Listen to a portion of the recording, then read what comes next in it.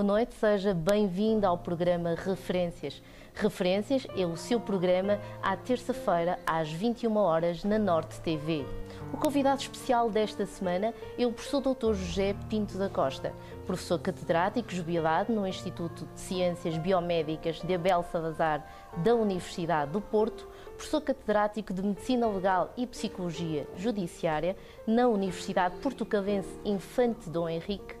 Com o reconhecido mérito, foi o primeiro português a ser eleito vice-presidente da Academia Internacional de Medicina Legal em Assembleia Geral realizada em Budapeste. Muito boa noite, Sr. Professor. Muito boa noite. Bem-aja pela presença no programa Referências. Muito obrigado, Sra. Doutora Cláudia Moura, pela oportunidade de passar uns momentos com os senhores telespectadores. É sempre muito agradável aproveitarmos temas com algum interesse para refletir. Sr. Professor, nasceu, portanto, na Invicta, precisamente em Sudfeita, a 3 de abril de 1934. Confere. Como é que é nascer numa família da alta burguesia portuense? É um privilégio até certo ponto, porque o ambiente recebido foi favorável. E nós somos 30% de genética e, além disso, mais importante, somos da aprendizagem, da educação que vamos recebendo e da interação com o meio.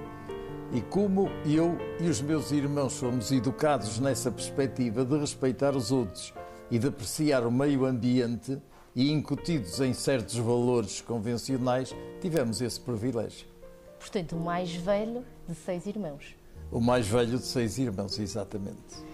Tal como o bisavô do seu professor, o seu professor também partilha algum interesse pelas artes, vá lá, pelas músicas? Sim, foi, digamos, uma educação natural, porque o meu bisavô era um cultor da música, um cultor das artes pictóricas de um modo geral e, portanto, por osmose, digamos, pelo convívio do dia-a-dia, nós fomos apreciando e moldando o nosso sentido estético com naturalidade.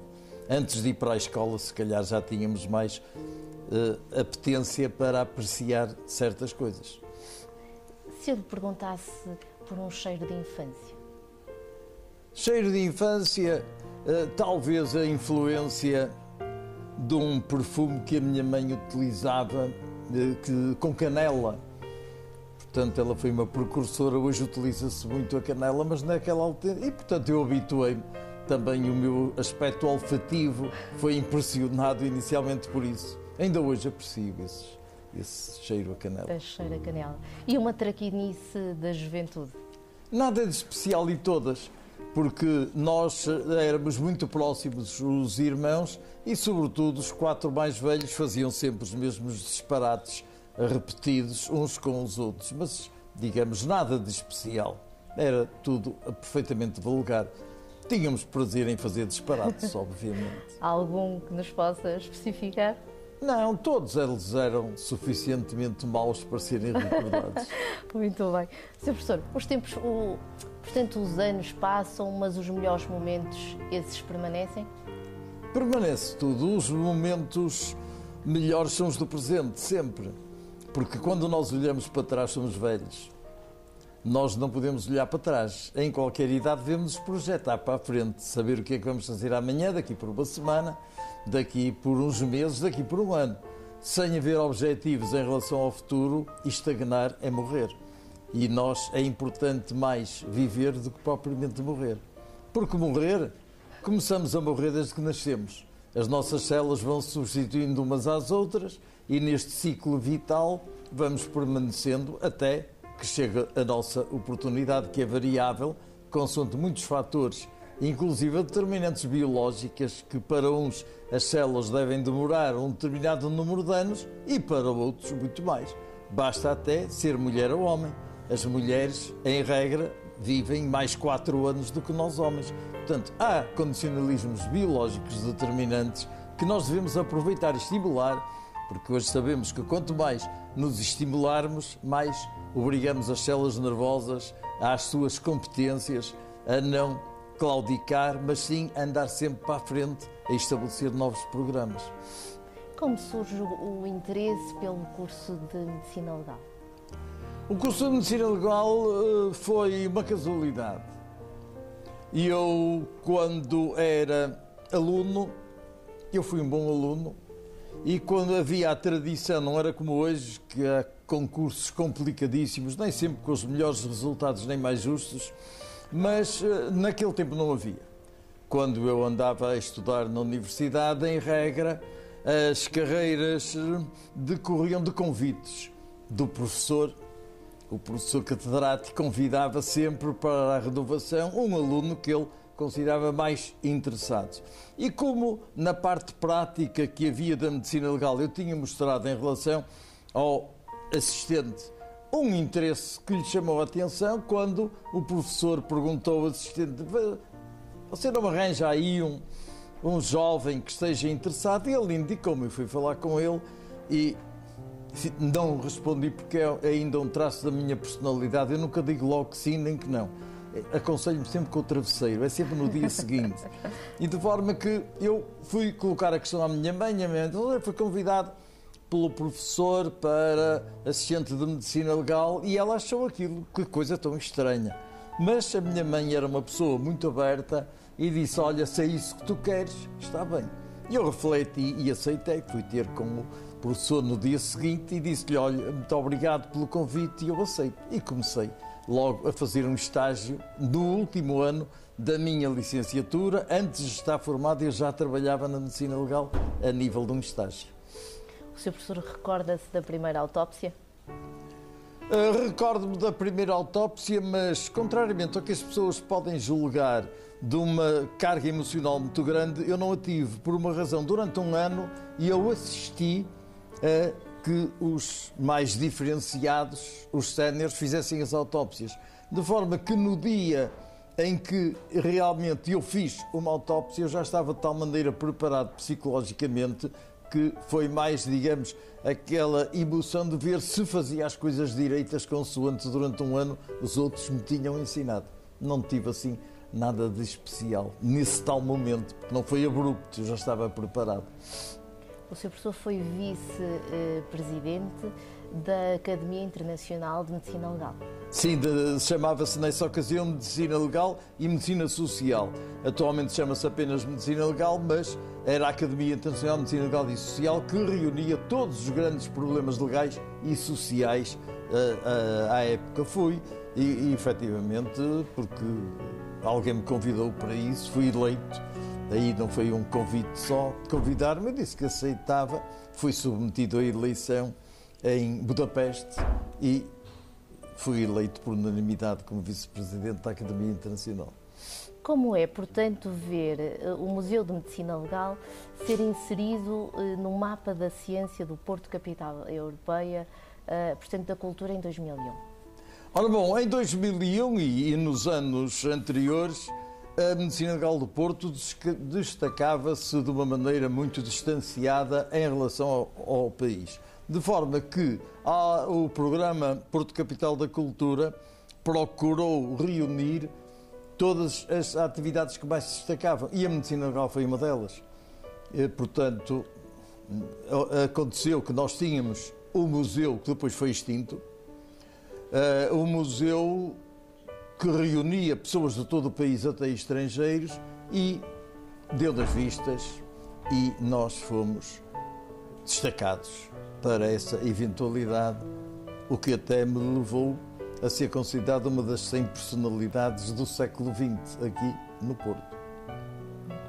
Foram 25 anos que esteve como diretor do Instituto de Medicina Legal. Sim, exatamente, 25 anos como diretor do Instituto de Medicina Legal do Porto. Extinto, que hoje já não existe como instituto, hoje já é uma delegação de uma organização diferente. Um episódio, Sr. Professor, que possa partilhar e que efetivamente o tenha marcado? Tenha marcado não, mas para os telespectadores, naturalmente, interessa-lhes mais algum episódio que seja curioso, que seja grotesco. Sim. Um dia à noite de inverno, com muita chuva e muito vento, com as luzes de um candeeiro que havia à porta do necrotério, projetavam dentro umas manchas e eu ia entrar porque tinha-me esquecido de qualquer coisa que ia buscar e ao passar no necrotério, de repente um morto bateu-me. É claro que eu apanhei uma sensação esquisita. O que era? Era um gato que estava aninhado ainda a aproveitar o calor do cadáver e com os passos que eu dava, assustou-se, deu um salto e empurrou o braço do cadáver. Isto realmente aterroriza muita gente ao ser contado. Mas aí, rapidamente, eu recuperei emocionalmente o meu equilíbrio. Não tive problemas. Eu não tenho medo dos mortos, eu tenho medo dos vivos, que é diferente. Sr. Professor, para os mais curiosos, como é que se processa uma autópsia médico-legal? Ora bom, em termos modernos, a autópsia médico-legal é constituída por 4 partes. Não é só cortar um cadáver. Eu até costumo dizer que quando se cortam bem os cadáveres é nos talhos. De bois, vacas, borregos, cardeiros, javalis, porcos, etc. A autópsia médico-legal não é só cortar um cadáver, é muito mais importante do que isso. É um compromisso de ordem social extremamente importante, que começa pela informação. O que é que consta relativamente àquela morte? Seria natural? Seria morte violenta? Seria um suicídio, um homicídio, um acidente? Primeira parte, portanto, a informação é preciosa. Depois o exame do local. Hoje celebrado como cena do crime, cenário do crime por influências do CSI, mas em boa verdade e do ponto de vista científico é o exame do local. Foi sempre e será o exame do local. O local é o sítio onde está ou esteve o cadáver. Pode não estar lá, mas deixa vestígios importantes, como também o criminoso, no caso de haver crime, também deixa vestígios importantes. Não, é muito importante estes 2 passos, mas são 4. Temos o terceiro, que é o exame do cadáver vestido, nu, por fora e por dentro. Porque há muita tendência de enviar um cadáver para ser autopsiado e não mandar vestuário. E muitas vezes as manchas que vão identificar o seu autor, seja manchas de sangue, seja de saliva, seja de urina, de esperma, de leite, seja o que for, hoje, com a nova tecnologia, nós podemos só, pela roupa, até identificar quem teria sido o autor daquele crime pelo DNA. Portanto, se estamos a rejeitar esses vestígios preciosos e manda só a pele, provavelmente na pele não está nada. Se quando um indivíduo dá um tiro noutro, e se ele está vestido, os vestígios todos de flagração da pólvora vão encontrar-se no vestuário. Na pele não tem nada, tem orifício. Incaracterístico, quer o tiro tenha sido dado muito perto ou de muito longe. Mas apesar destas 3 partes serem exaustivamente tratadas, não acabou a autópsia médica. Temos uma 4ª que é extremamente importante e cada vez mais, que é constituída por todos os chamados exames laboratoriais, exames complementares da autópsia, ou seja, as novas tecnologias que se vão acrescentando no dia-a-dia das ciências naturais, da biologia, da química, da física, da informática, da matemática, tudo isso vai contribuir para que, reunidos exaustivamente estes 4 pontos, se possa dizer se a morte foi natural ou se a morte foi violenta. E no caso de ser violenta, se foi suicídio, homicídio ou acidente. Se atendermos exaustivamente, como disse, a estas 4 partes da autópsia médico-legal, praticamente não há autópsias inconclusivas. As autópsias inconclusivas, que é uma praga que vem na comunicação social, a autópsia foi inconclusiva. Se foi inconclusiva é porque não foram ainda exaustivamente tratados estes 4 pontos. Porque é preciso rigor. Nós só podemos dizer numa sala quantas pessoas estão se as contarmos. Se não as contarmos, damos sempre uma resposta inconclusiva. A autópsia médico-legal é uma necessidade de ordem social para estabelecer um certo equilíbrio. E hoje, mais do que nunca, porque hoje as altas tecnologias do ponto de vista da química, da farmacêutica, etc., um excesso de medicamento pode ser detectado através de colheitas de líquidos orgânicos e até de órgãos para saber qual foi a substância que foi utilizada. E pode ter sido utilizada para suicídio, mas não esquecer que também pode ter sido utilizada por homicídio. E não raras vezes, sobretudo nas crianças e nos idosos, muitas vezes trata-se de acidente, porque o idoso tem uma necessidade muito mais de açúcares do que tinha quando era adulto, se calhar até nem gostava de doces, mas anda pela cozinha, nos armários todos, à procura de qualquer coisa que seja doce. E às vezes estão lá pesticidas organofosforados. E o idoso toma pesticida a julgar que é mais um xarope e acaba por morrer acidentalmente. também pode ser utilizado este mecanismo para suicídio e até para homicídio. Portanto, não é só por ter a substância que nós vamos dizer se é suicídio, homicídio ou acidente. É pelo critério científico de análise destas 4 partes que eu acabei de enumerar. Sr. Professor, já concretizou uma autópsia a uma pessoa amiga? Ora bem, digamos que são todos meus amigos. Portanto, nessa hipótese, digamos que fiz muitas autópsias de amigos. Mas há um episódio para mostrar que a nossa afetividade não fica derrotada. Eu tive uma aluna brilhante que morreu do desastre de automóvel. E eu não só me recusei a fazer a autópsia dela, como mais, recusei-me a entrar no necrotério porque não queria ficar com a imagem dela morta. Queria permanecer com a imagem dela viva. Portanto, quer dizer, quando nós não somos carniceiros, nós somos pessoas humanas que temos a nossa inteligência, mas temos também a nossa afetividade e, portanto, nós, efetivamente, que por mais que nos impressionemos e choquemos quando estamos a fazer de um crime, digamos, destes crimes mais violentos que agora têm acontecido, efetivamente nós teríamos que desistir da provisão se começássemos a chorar em cima do cadáver. Não pode ser, tem que haver, digamos, um traquejo, um hábito da experiência vivida de situações anteriores, não nos torna duros, mas, pelo contrário, torna-nos até muito mais agradáveis e com muito mais entusiasmo de viver. Por um mecanismo de rejeição, é a alegria de não estar morto. Sim. É um aspecto extremamente positivo. Isso encontra-se em todas as pessoas que se dedicam a esta área e o caso mais flagrante é o Tigrilli. Tigrilli é um autor italiano, muito controverso nos anos 60, hoje é inofensivo, mas naquela ocasião tinha que se encapar quem andasse a ler, porque parecia mal ler aqueles livros. Ele era médico-legista e num dos livros ele diz: vai entrar um cadáver na morgue, se calhar é de um professor de medicina legal. Portanto, ele era médico-legista também, além de escritor. Notabilizou-se mais como escritor do que propriamente como médico-legista. Nesta profissão, o que é que mais concretiza, Sr. Professor? Como? Nesta profissão, portanto, o que é que mais o concretiza? Eu acho que é encontrar soluções difíceis. Com uma reserva. É que os casos mais difíceis são aqueles que são aparentemente fáceis. Nós, perante um caso que a priori parece que está resolvido, não podemos aligeirar toda a investigação. Temos que considerá-lo sempre como sendo extremamente complicado, que é para não falharmos, porque senão há sempre um ou outro pormenor que vai falhar. Porque nós, ao fim e ao cabo, quando nós fazemos um diagnóstico, é sempre um diagnóstico em termos de probabilidade. E quanto mais elementos tivermos em linha de conta, maior é a probabilidade de corresponder à realidade. Como é que caracteriza a medicina legal no nosso país? Como é que caracteriza? É medicina e é legal. Caracteriza.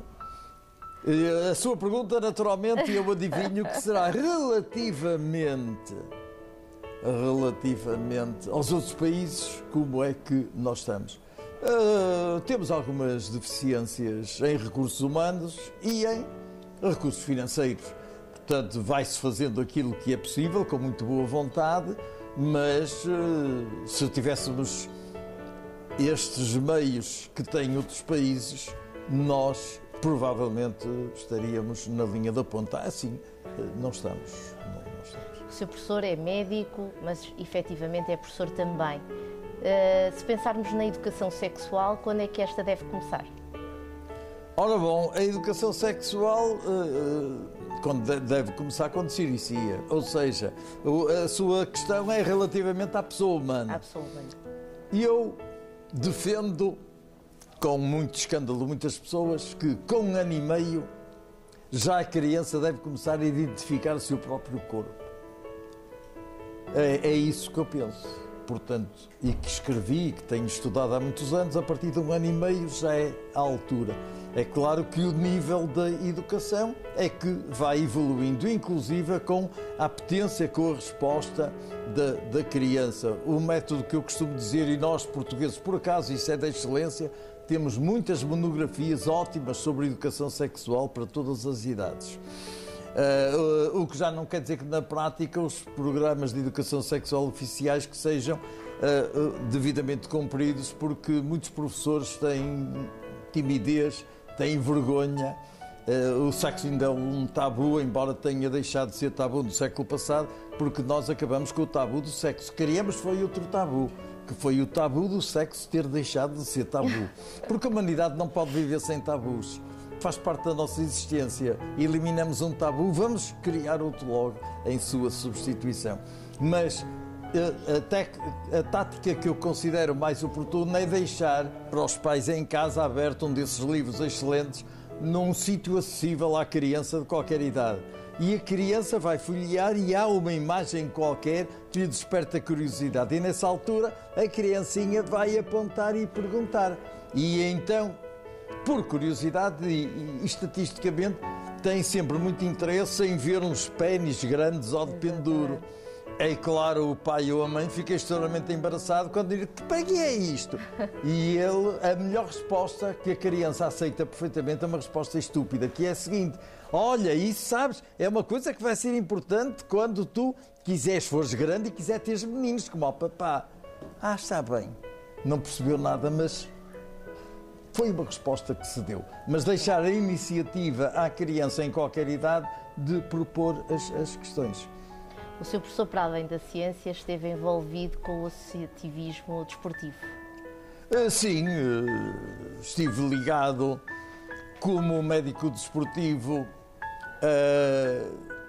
no Futebol Clube do Porto, há muitos anos. Estive ligado como dirigente desportivo no hóquei em campo, que até há poucos anos, eu estive 33 anos no hóquei em campo. Quando a lei por imperativo legal diz que o que já não poderia continuar, foi-me feita uma homenagem e deram-me uma camisola com o número 33. Ora bom, portanto, quer dizer, na realidade isso e o hóquei em patins também.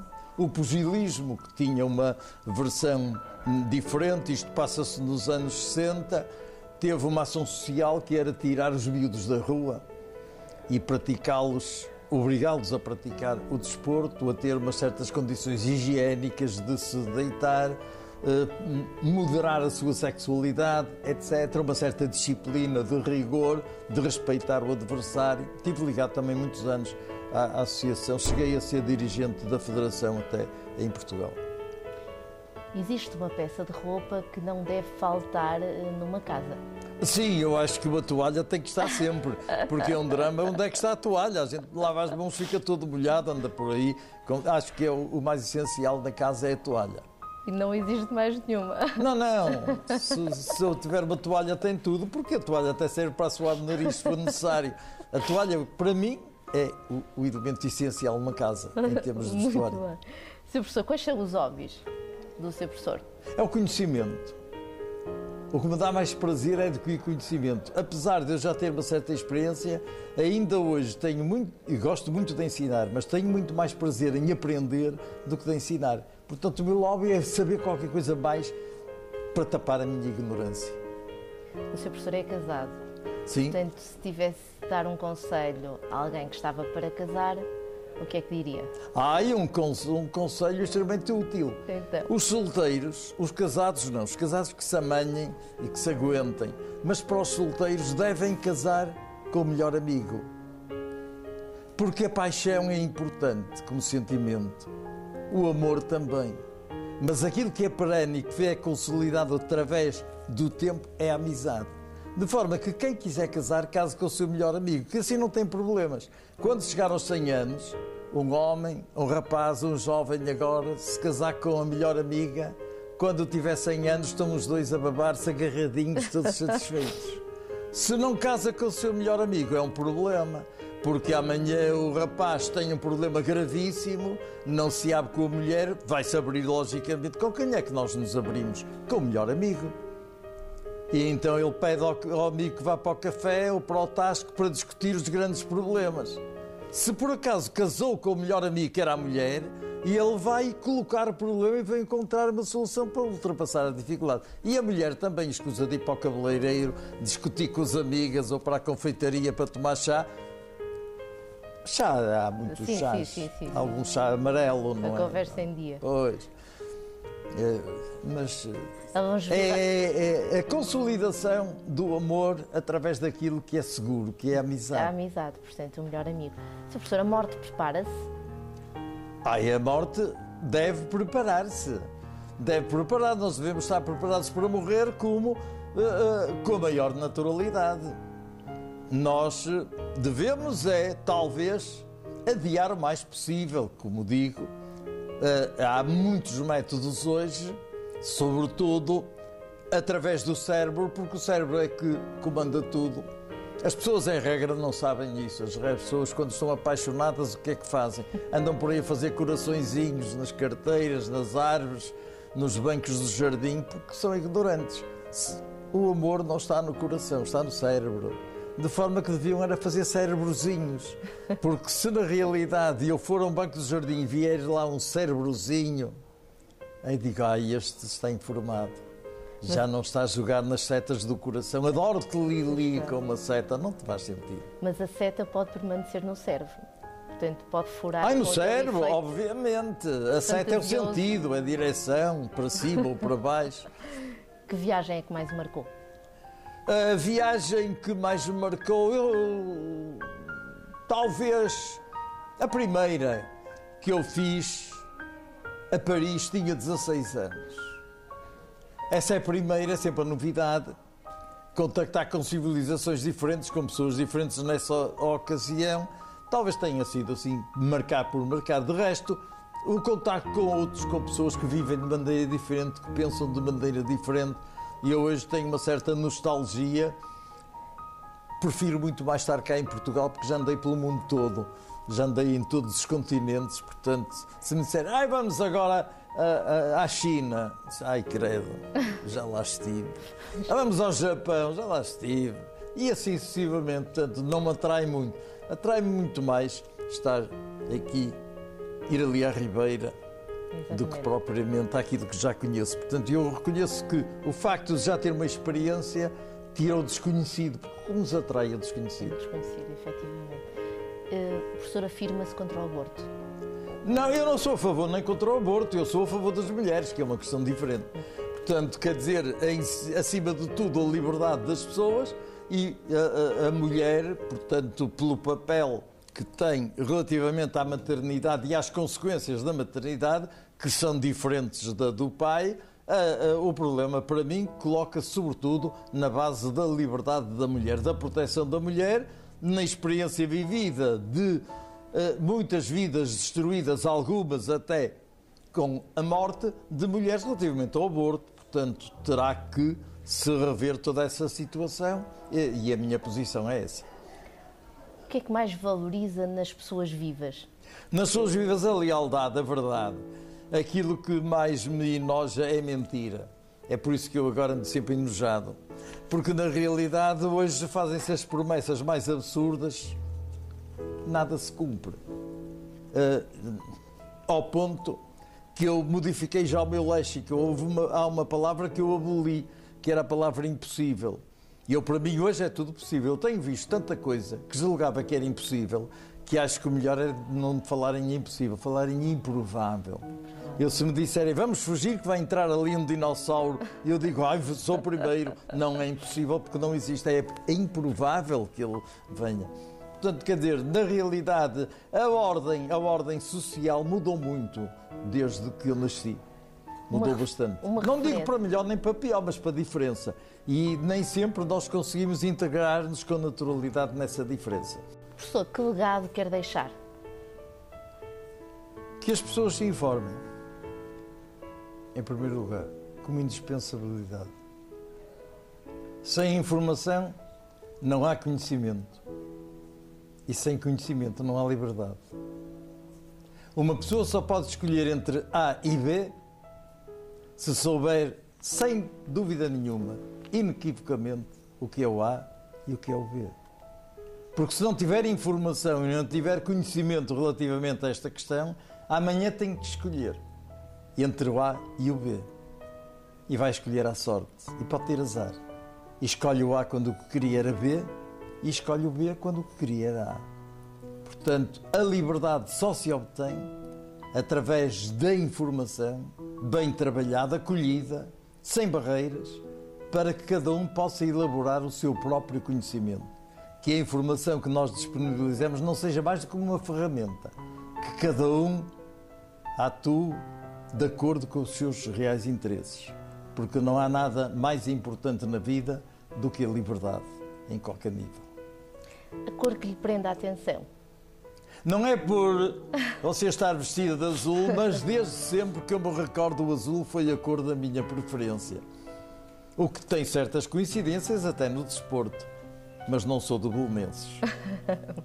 Sr. Professor, bem-aja por ter aceitado estar presente no programa Referências. Foi para mim um prazer muito grande e saúdo os senhores telespectadores mais uma vez. Quanto a nós, até para a semana. Referências é o seu programa à terça-feira, às 21 horas, na Norte TV.